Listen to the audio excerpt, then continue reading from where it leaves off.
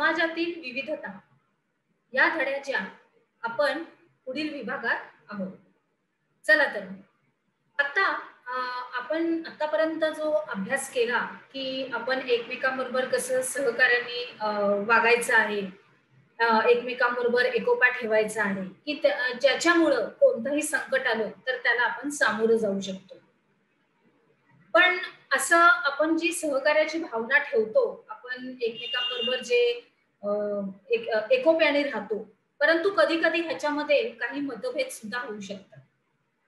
अ, उदाहरणार्थ एकमेकांविषयी काही गैरसमज होऊ शकतात.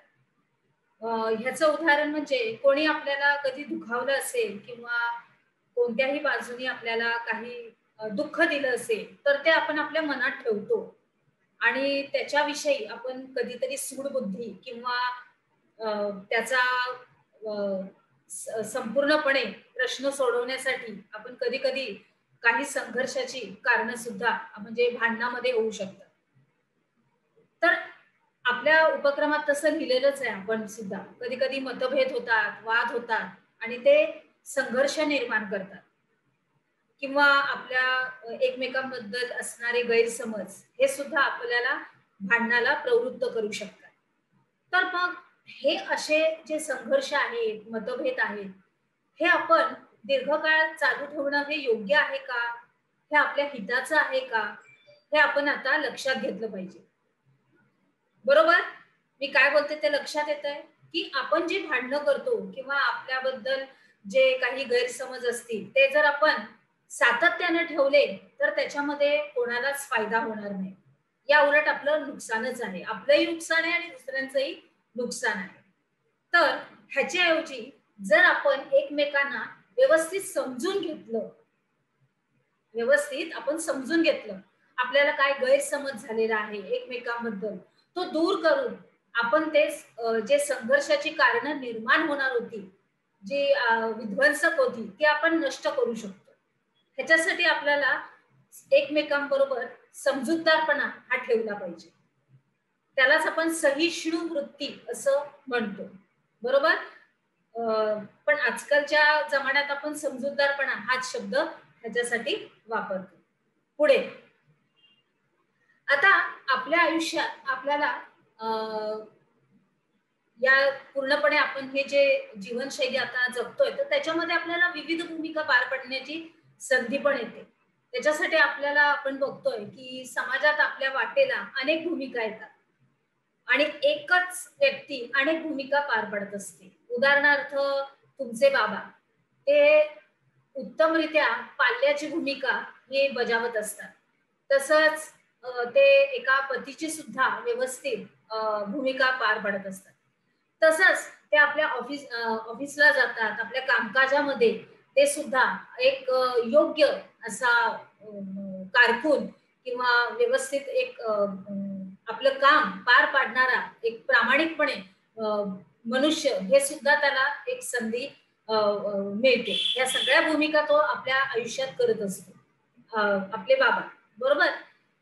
याचा अर्थ की सगळ्यांच्या बाबतीत काही जबाबदाऱ्या आणि कर्तव्य ही ठरलेली आहेत. आता विद्यार्थी दशेत असताना तुम्ही काय काय करता? आपल्या पाल्यांचे, आपल्या आई-बाबांचे आपण आज्ञा पाळतो, आपल्या शिक्षकांची आपण आज्ञा पाळतो, आपण अभ्यास करतो, जो काही आपला घरचा अभ्यास आहे, वर्गातला अभ्यास आहे. तसंच तुमच्यावर अजून एक हे असते जबाबदारी की तुम्ही जे तुमचे सवंगडी आहेत, जे सहकारी आहेत, तुमच्या वर्गातले तुमचे मित्र आहेत, मैत्रिणी आहेत, त्यांच्याबरोबर तुम्ही व्यवस्थित सहकार्याच्या भावनाने वागता. हे तुमची एक जबाबदारी आहे, ही कर्तव्य आहे. आपल्याला या समाजात राहायचं असेल, तर ही सगळी कर्तव्य आणि जबाबदाऱ्या आपल्याला व्यवस्थितच पार पाडाव्या लागतात. म्हणजे याचाच अर्थ काय? तर प्रत्येकाला आपापल्या आयुष्यात आपापल्या जबाबदाऱ्या आणि कर्तव्य या जीवनामध्ये पार पाडावी लागतात. आलंच लक्षात? अगदी व्यवस्थित समजलं? तसंच आपण कुटुंबात आणि बाहेर अनेकांशी जोडले जातो. आता हे तर अत्यंत महत्वाचं आहे. जसं आपल्या कुटुंबामध्ये आपल्या काही जबाबदाऱ्या आहेत, काही कर्तव्य आहेत, तसंच आपण ह्या समाजात सुद्धा राहतो. म्हणजे आपलं नातं हे बाहेरच्या लोकांशी सुद्धा काय आहे? जोडलेलं आहे. आपण बाहेर म्हणजे आपला शेजार आहे, आपल्या आता तुमच्यासाठी बोललं विद्यार्थी, तर आपल्या वर्गामध्ये दुसरे आपले सहकारी विद्यार्थी आहेत, आपल्यापेक्षा मोठ्या कक्षेतले विद्यार्थी आहेत, आपल्यापेक्षा लहान कक्षेतले विद्यार्थी आहेत. तर ह्या सगळ्यांशी आपण काय असतो, जोडले गेलेलो असतो. आणि काय होतं की कधी कधी आपल्या भूमिकांमध्ये काही बदल पण होत असतात. हो. आणि हे बदल कसे, की आपल्या घरात एखादं आपलं छोटं भावंड असेल, तर कधी-कधी आई कामामध्ये व्यस्त असते, बाबा आपल्या कामकाजामध्ये व्यस्त असतात. तर आपल्याला आपल्या लहान बहीण किंवा भावाचं आपल्याला कर्तव्य करावं लागतं. त्याला सांभाळावं लागतं, वेळेवर त्याला दूध द्यावं लागतं, खाऊ द्यावा लागतो. तो रडायला लागला तर त्याला शांत करावं लागतं. अनेकदा आपल्या भूमिका अशा बदलत असतात आणि ही भूमिका करत असताना तुम्ही सगळ्या भूमिका पार पडत असतात. त्याचा छोटा भाऊ, मोठा भाऊ, मोठी बहीण अथवा सगळं काही तुम्हाला ह्या भूमिका पार पाडाव्या लागतात. आलं लक्षात? चला पुढे जाऊया. आता आपल्याला एक चित्र दिसतंय, की तुम्ही आहात आणि विद्यार्थी, विद्यार्थिनी, आई-बाबा, मुलगा-मुलगी, आजोबा-आजी, नात-नातू, शालेय मित्रमंडळ सदस्य सगळे, त्याच्यानंतर वर्ग प्रतिनिधी, त्याच्यानंतर खेळाडू, त्याच्यानंतर स्वच्छतांबद्दल, त्याच्यानंतर आपल्या बालमित्र संघाचे सभासद, हे सगळे आपण इथे बघतोय. म्हणजे विद्यार्थी मित्रांनो, या सगळ्या भूमिका आपल्या जीवनामध्ये येत असतात. जसं की आपल्या उपक्रमात लिहिलेलंच आहे, की विविध भूमिका पार पाडण्याची संधी आजची तुमची भूमिका स्पष्ट करणारे हे चित्र आहे, की 20 वर्षानंतर तुम्हाला कोणत्या कोणत्या भूमिका पार पाडाव्या लागतील, त्याची तुम्ही आत्ताच चर्चा करा. आता तुम्ही छोट्या इयत्तेत आहात, तर आता तुम्ही मोठे व्हाल. तर जसे जसे तुमच्या इयत्तामध्ये वाढ होत जाते, आता महाविद्यालय, त्याच्यानंतर तुमचे इतर कर्तव्य, जबाबदाऱ्या, आई-बाबांच्या विषयी, आजोबांच्या विषयी, आपल्या आपले लहान भाऊ, बहीण त्यांच्याविषयी, आपले जे मोठे दादा, आपली ताई आहे तिच्याविषयी. अर्थात आपण जरी लहान असलो तरी आपल्या मोठ्यांबद्दलचे सुद्धा आपल्या काही कर्तव्य आणि जबाबदाऱ्या असतात. जसे की उदाहरणार्थ आपल्या आजोबांची, कधी त्यांना बाहेर जायचं असेल किंवा त्यांना मंदिरामध्ये जायचं असेल किंवा त्यांना कुठे बागेत फिरायला जायचं असेल, हे उदाहरण देते मी, तर तुम्ही त्यांचा हात पकडून आपल्या आजीचा तुम्ही घेऊन जाऊ शकता. बरोबर लक्षात आलं? हे उदाहरण दिलंय मी.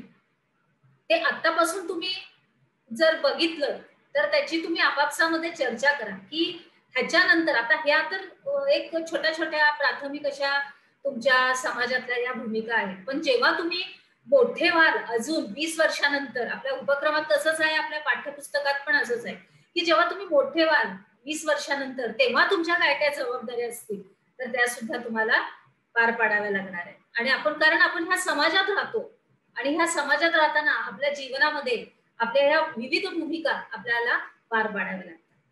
आलं लक्षात? व्यवस्थित? चला पुढे जाऊया. तर आता काही समाजाचे नियम आहेत, आपण बघूया. चला, समाजाचे व्यवहार सुरळीत चालावेत म्हणून काही नियमांची आवश्यकता असते. आपण सुरुवातीलाच अभ्यासाच्या पाठ्यक्रमात शिरतानाच आपण बघितलं होतं, की आपल्याला नियमावलीची ही आवश्यकता असतेच असते. प्रत्येक ठिकाणी आपल्याला नियम, शिस्तबद्धता पाळावीच लागते. पूर्वी समाजाचे नियम हे बहुतांशी रूढी परंपरा याच्याद्वारे होत असत. लक्षात आलं आता?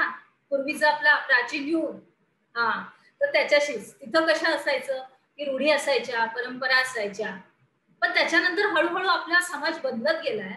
आपल्यामध्ये संपूर्णपणे आधुनिकता आली आणि त्याच्यामध्ये आपल्या समाजाचे नियम, संघटना आणि ह्या संस्था हे कामं करतात. म्हणजे आपल्याला ही नियमावली दिली गेलेली आहे. आपण पहिल्यांदा कसं रूढीमध्ये, परंपरेमध्ये आपलं जीवन आपण जगत होतो, जीवनशैलीमध्ये. पण आता कसं आहे, की काही नियम आहेत, आपली संविधान लिहिलेलं आहे, आपल्या संघटना आहेत, आपल्या संस्था आहेत, त्याच्यामध्ये सुद्धा आपण आपलं काम व्यवस्थितरित्या करू शकतो त्यांच्या नियमाप्रमाणे. स्थानिक पातळीवर असणाऱ्या शासन संस्थाही समाज नियमनाच्या कार्यात महत्वाची भूमिका पार पाडतात. कशा रीतीने?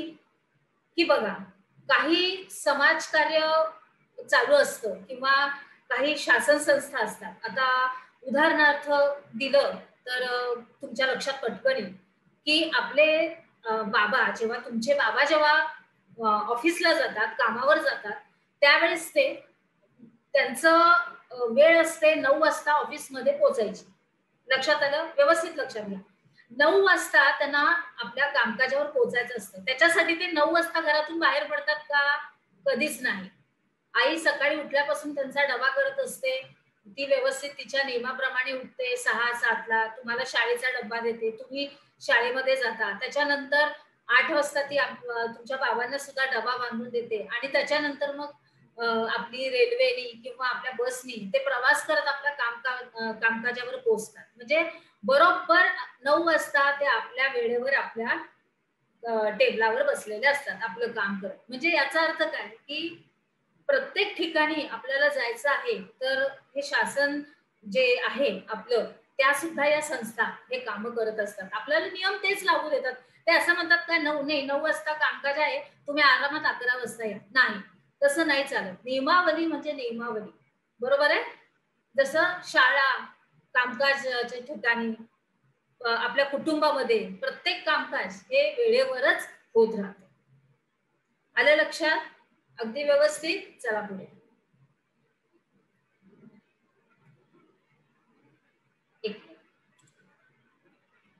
आता आपण काय शिकलो? आता आपण ह्या उपक्रमात काय काय शिकलो या विभागात त्याची ही प्रश्न उत्तर आहे. संघर्ष कसे मिटू शकतात? संघर्षाचे कारण काय असू शकते? भूमिका त्याच्या तुम्ही स्पष्ट करायच्या.